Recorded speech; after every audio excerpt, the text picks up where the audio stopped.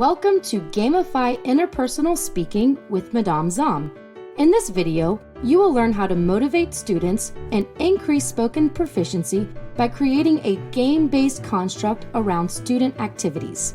This video is best suited for elementary immersion programs and is told from the perspective of a first grade teacher. It was another day of math stations. I had modeled the games with my students.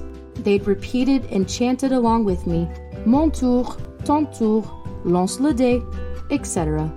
They seemed to get it. Parlez en français, I reminded, and my students played their games like a well-oiled machine. Except they spoke English. Français, s'il vous plaît.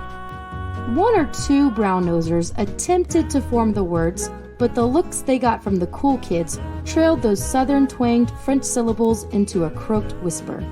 Comprehensible input is the bread and butter of immersion, and I was sure that my students were ready and capable of speaking. They could respond to me in French, but when it came to their peers, they relied solely on English. Why wouldn't they speak French with each other? To find my answer, I looked to Stephen Krashen's theory of second language acquisition and focused on the input hypothesis and the affective filter hypothesis. Side note, I won't go too in-depth for this video, but I will link resources in the presentational notes if you are interested in learning more.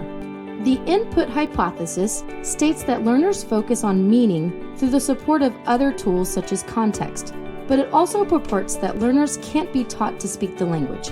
Instead, their speech emerges naturally on its own. Did you notice the key word? Naturally. Our immersion class is not conducted in a Parisian classroom, and speaking English with classmates is infinitely easier than attempting to communicate as a novice low French speaker. I needed to create a natural setting in which my students would be forced to rely on French. The affective filter hypothesis points out that language acquisition can be affected by other factors, such as motivation, self-confidence, and whether or not emotions like anxiety play a role. I definitely had some anxious, self-conscious, and poorly motivated students when it came to their French acquisition. How could a natural setting that forced them into French also motivate them to learn, build their self-confidence, and reduce their anxiety? And that is how I invented the French-only time game, or insert whichever target language you use. Designate certain times of day as target language only time. Students earn points for staying in the language and get rewards. There is much more to it, but at its most basic, all that is needed is 1. A timer. You can start small if they need to build stamina, as well as a time of day that requires interpersonal communication, such as pair share during a whole group lesson or workshop. 2. A tracking system to ensure students who stay in the language get rewarded. My students put on 2 wristbands at the start of our challenge time and take them off each time they speak English. They do get to earn them back, but I'll get to that extra rule later.